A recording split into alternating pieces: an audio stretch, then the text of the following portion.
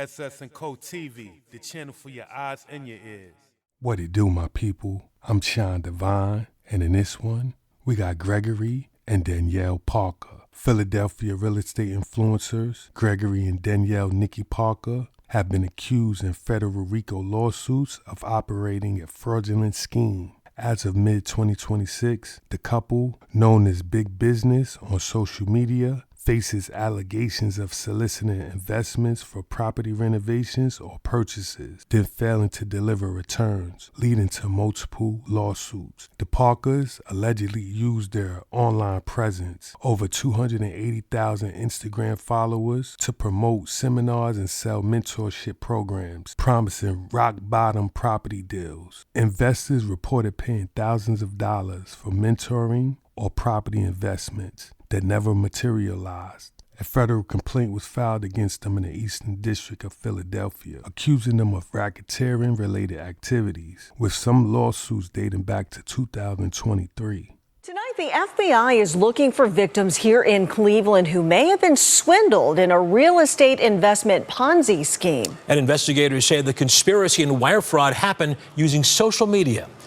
Our CEO New Yorker has been digging through this and is here with the studio with details. CEO, good evening. Good evening, Russ and Lena. Investigators say a New Jersey couple preyed on people here in Northeast Ohio using an Instagram account under the handle Big Business. A grand jury charged Greg and Danielle Parker each on 3 counts of wire fraud and conspiracy to commit wire fraud, saying they scam victims out of bogus real estate investments. We have the blueprint. We've been doing this for 20 years. We rebuilt our community in Philadelphia. Oh, yeah, definitely. Federal investigators say husband and wife Gregory and Danielle Parker flashed an extravagant life on Instagram using the handle Big Business, promising to show hundreds of thousands of followers how they too could make the big bucks in real estate investments if they followed them and listened closely to their instructions. It's just one of the ways the New Jersey-based couple started pulling in Northeast Ohio clients, luring them in with these videos. Yo, real quick, listen to me. I want y'all to understand something.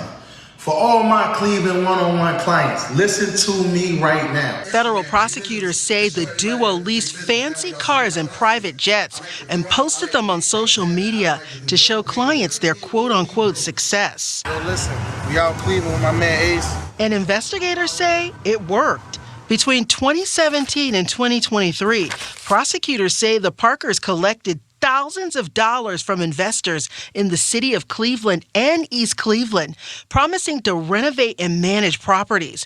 The 65-page indictment listed more than a dozen properties in these 2 cities, including vacant and abandoned homes on Harvard Avenue, East 65th, Somerset, Hosmer, Van Buren, Hastings, Strathmore, just to name a few. In 2022, federal prosecutors say the Parkers held seminars here at the Hyatt Regency downtown titled Rolling with the Parkers, where several wire transfers were made. Documents show that more than 100 investors across the country and Canada may have been swindled, and investigators are still trying to tally up exactly how much they believe the couple allegedly stole, but it could be as high as $2 million.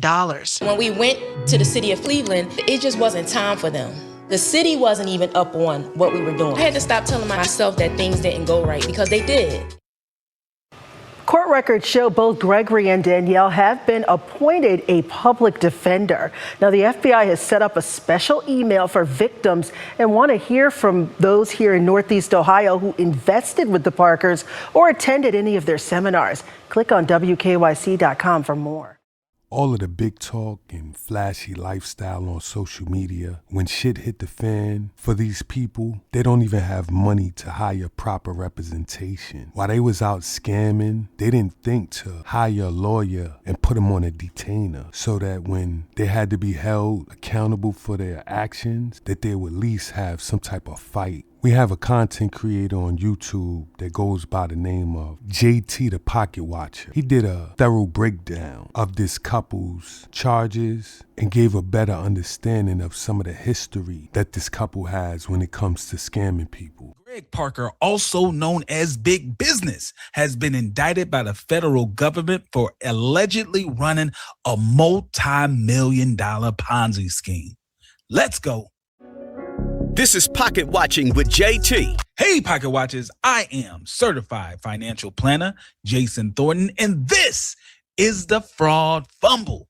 This is where I react to the financial failures of your favorite celebrities and influencers so you can get the financial lesson without going through the trouble. Let's go, Pocket Watching. On this episode, I will be reacting to the federal government's case against Greg Parker, claiming he ran a multi-million-dollar real estate Ponzi scheme. Now, before I dig into the numbers, let's try to give this brother his flowers. Greg Parker claims to be a self-made millionaire and real estate mogul. On his social media, he showed off a lavish lifestyle, flying around on private jets, driving fancy luxury cars, and living in mansions. All of the things that average people believe are signs of extreme wealth. But not only did he keep it to his own social media, he found his way on the big urban finance podcasts. Yes.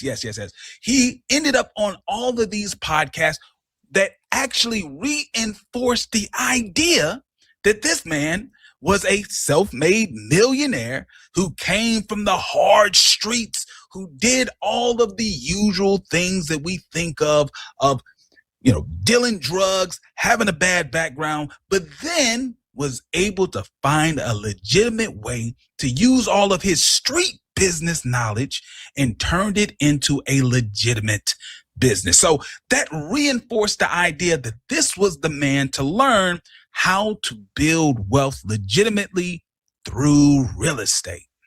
Now, he was able to do all of this, claiming that his business model was basically he would teach people for a fee how to become real estate investors. But not only that, he would also provide the opportunity to rehab those units and even be the property manager, collecting the rent for the investor so that they can simply sit back and collect their money in the mail. So the question we have to ask ourselves here is, how does he end up on Pocket Watching with JT? How does he end up on the Fraud Fumble? Well, according to the federal government, on April the 29th, 2026, Greg Parker and his wife, Danielle Parker, were both indicted on what charges? Well, according to the paperwork, he has been charged with conspiracy to commit wire fraud and wire fraud. Now, the U.S. District Court, Northern District of Ohio, are claiming a lot of things here. They are claiming that 59 investors alone he owes over $1 million to. That's just a drop in the bucket of all the people who he was able to bring into this scheme, according to the federal government. But just 59 investors he owes $1 million to. Okay, what does the federal government claim that the Parkers did? Well, they're claiming that the Parkers operated a classic Ponzi scheme from 2017 through 2023. They allege that they induced victims to pay small fees like $2,000 or $5,000. Let me be clear. $2,000 and $5,000 for mentorship is not a small fee for the average person. But when we talk about the next thing, you will understand why I say small. So the whole claim from the government is that they would introduce the victims into the overall scheme by first charging them between $2,000 to $5,000 for mentorship, right? He's going to mentor you to be a multi-millionaire real estate professional for the low price of $2,000 or $5,000. Then, after you got into the mentorship, the next level is, now I am going to bring you into investments. And now this would cost tens of thousands of dollars. The government claims that instead of buying and renovating properties for his investors that the United States government are calling victims, he allegedly used that money for his lavish lifestyle, and he would then use new investors' money to pay back the old investors. Classic Ponzi scheme. So now, for full disclosure, this is not new to the Day One Pocket Watchers. If you have been subscribed to this channel, you are very well aware that years ago, I covered the allegations of Greg Big Business Parker running a multi-million-dollar Ponzi scheme. I want to give a big shout out to Tony the Closer and Eli from What Happened to Common Sense years ago, about 2 or 3 years ago. They brought this story to my attention, and we did a few videos covering this topic. Now, you can find this video on the Throwback channel on Pocket Watcher Classics. Just type in Pocket Watcher Classics. The Throwback channel will pop up, and you'll be able to see that old video. But let's bring it up to today. Let's take a look at this. This is what the federal government is claiming. This is the Greg Parker real estate Ponzi scheme as told by the U.S. government. Now, Greg Parker promoted himself as a self-made millionaire and real estate mogul using the big business brand on social media. He would project his extreme wealth, showing himself and his wife, can't forget the wife, in private jets, Mercedes Maybachs, Lamborghinis, and just living a lavish lifestyle. He would then get potential victims funneled through in-person and online seminars with titles like Rolling with the Parkers, Year of the Millionaire Tour, and The Road to Financial Freedom. Once again, you would pay anywhere between $2,000 to $5,000 for the mentorship. But then after you got into the mentorship, you are now qualified to receive the one-on-one guidance and the exclusive Cleveland real estate deals that he was able to give to his mentees. All right, now what was promised in this? Well, according to the federal government, victims were told that the Parkers would select and acquire multifamily units in Cleveland and East Cleveland on their behalf. The pitch basically was they had all of the in-house resources from beginning to end, meaning that they would be able to take the victim's money, purchase the property. They would also be the ones that would do all of the construction and rehab of the properties, things that, you would normally go to a traditional bank to get funding, and then the funding would be used to do any rehabs that need to be done. You don't have to worry about that. They were able to do all of that in-house. Now, they also claimed that you would get anywhere between 20% to 30% returns on your money within 6 months to a year. Let that sink in for a second. Returns of 20 to 30% within 6 months to a year. Let me take a quick break to explain to all of the new Pocket Watchers why that is absolutely ridiculous. The reason why that's absolutely ridiculous, because in the legitimate, once again, let me say that, in the legitimate world of investing, if you receive a 10 to 12% annual return on your investment, you are doing extremely well. Extremely well. 10 to 12% annual return is crazy. It's insane. It's great. But that's the traditional investing world, right? We're talking about an index fund like the S&P 500, the top 500 companies in the United States of America. You can try to hope that you're probably going to get between 10 to 12%.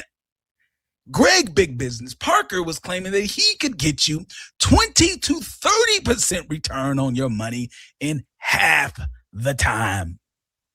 You should be scratching your head right now and ask yourself, how could that be? How was he able to bring back returns so much higher and better than the traditional market?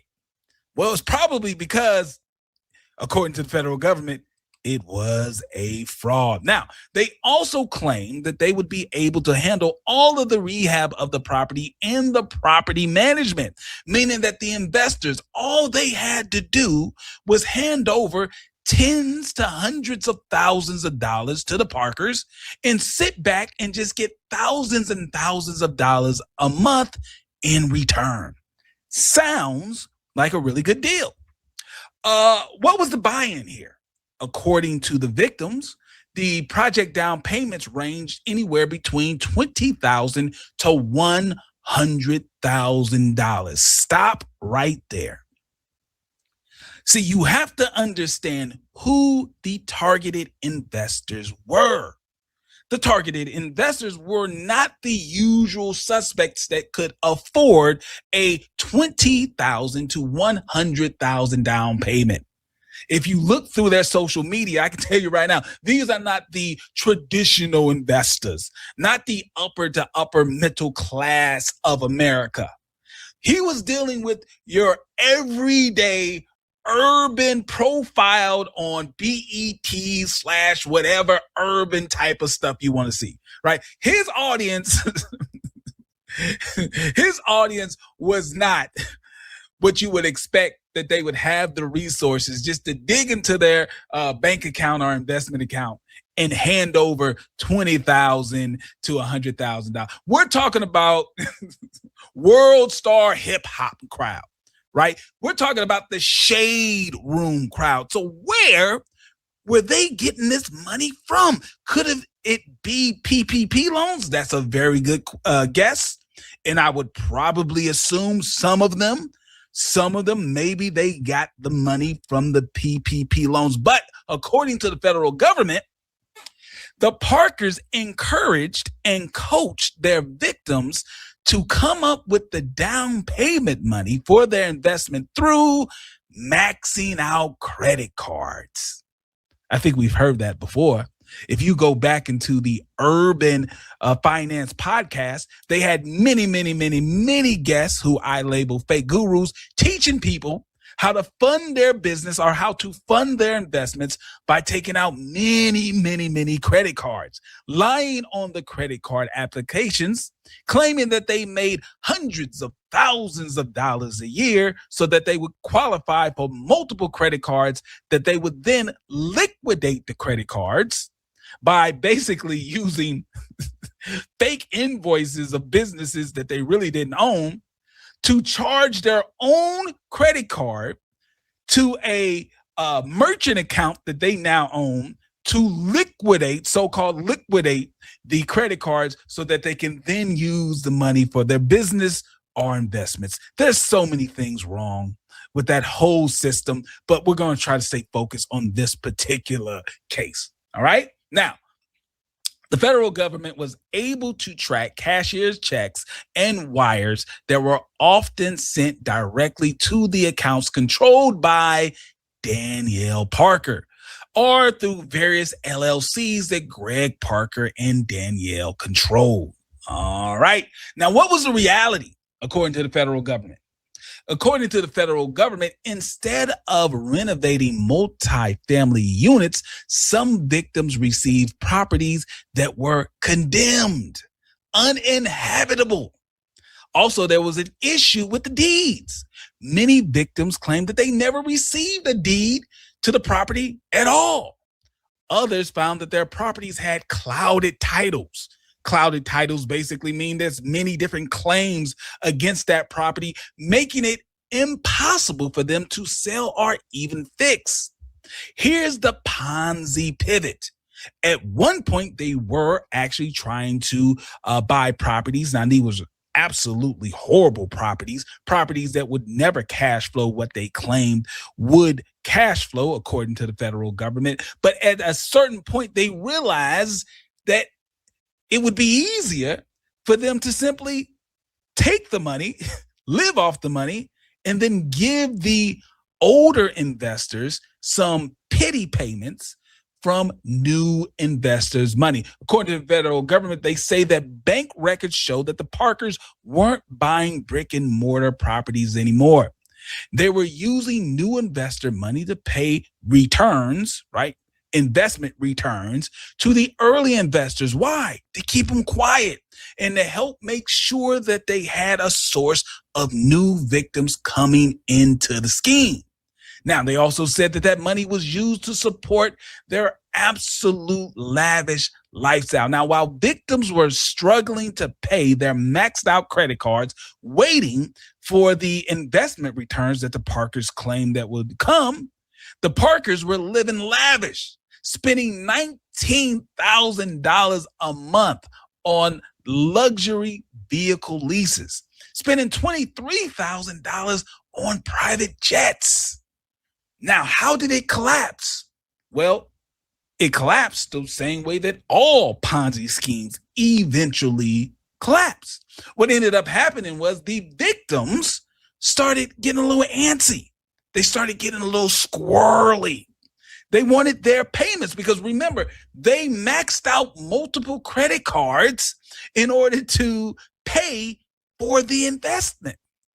And they're not getting the monthly returns that the Parkers claimed that they would get that would cover the credit card payments and support their new lifestyle of being multimillionaires. Remember, these are people who had hopes and ambitions of becoming multi-millionaire real estate investors, the same way that Greg Parker promoted that he was one on the Black financial podcast that promoted him as one, right? So they're thinking, when the money comes in, I'll be able to pay the credit cards off, and then I'll be able to live my own personal millionaire lifestyle. But the payments weren't coming.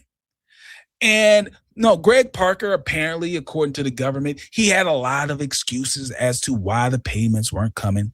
He blamed third parties who were dropping the ball. He claimed that there was issues with title companies. And then, of course, when COVID hit, here we go. It's COVID. COVID is the reason why I can't give you guys your monthly payments. Everything stopped working. I can't get crews to rehab the property, to then get a tenant in the property, to then collect rent from that tenant, to then pay you. It's not me. It's everyone else's fault. Now, according to the federal government and their internal, right, these are the Parkers' internal spreadsheets and information. As I said before, the Parkers owed over $1 million to just 59 investors. That's a problem. The math shows that you cannot support a Ponzi scheme for very, very long in that type of situation. That is why the FBI Cleveland division claims that they were tracking wire transfers and social media promotions from the Parkers. It's ridiculous. Their lifestyle was absolutely out of control. And of course, it was going to fall in on itself. So what's going on? What's the current news? Well, according to all the paperwork I could find, Greg and his wife were indicted and arrested in New Jersey, and they were released on a $100,000 unsecured bond. But they have strict restrictions, right, on their ability to move around. Also, they have a no contact order to the victims and the co-defendants. Now, apparently, the money has run out. Even though the federal government claims that the Parkers brought in millions and millions of dollars from people who they were able to sucker in to mentorships. Then from mentorships, they became investors into the scheme, maxed out multiple credit cards to get it done. Even though they were able to bring in millions and millions of dollars, I'm thinking the money ran out because, according to the paperwork, both Greg and Danielle Parker have been appointed federal public defenders to handle the case. That most likely means they're going to lose. They are going to lose. When you are going up against the federal government and the people you have defending you are public defenders, and this is no shot at public defenders, it's just a reality. If you don't have a big time lawyer in a 3-piece suit, you didn't pay them $100,000 retainer to try to work out some great deal for yourself. If you got a federal public defender and you're going up against the US of A, you are most likely going to lose. And if they get convicted, they face significant federal time. Each count of wire fraud carries a maximum of 20 years in prison. And let's not forget the restitution, trying to pay back the victims the millions of dollars. Because here, usually in a Ponzi scheme, when you have people who have invested their life savings, who have invested their retirement accounts, it's horrible enough, because that means they're starting from zero.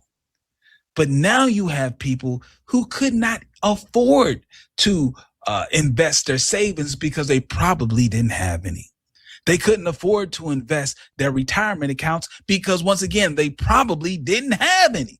You have people who have maxed out multiple credit cards to invest in your scheme. So even now that the money is gone, the debt is still there. So you've got many people who are probably going to have to file for bankruptcy. Not only have they lost the money, but they still have the debt. So they're probably going to have to file for bankruptcy, and they will never, ever get any of this money back. Paying someone a consulting fee or a fee to be your financial advisor is one thing. There's nothing wrong in my book with paying for information. But when you hand your money over to someone and expect them to do the right thing with it, opposed to doing your due diligence, educating yourself so that you can make the proper investments for yourself, you do yourself a disservice by taking shortcuts and depending on someone else to do the hard work. And in the end, you get left with nothing. I'm Sean Devine.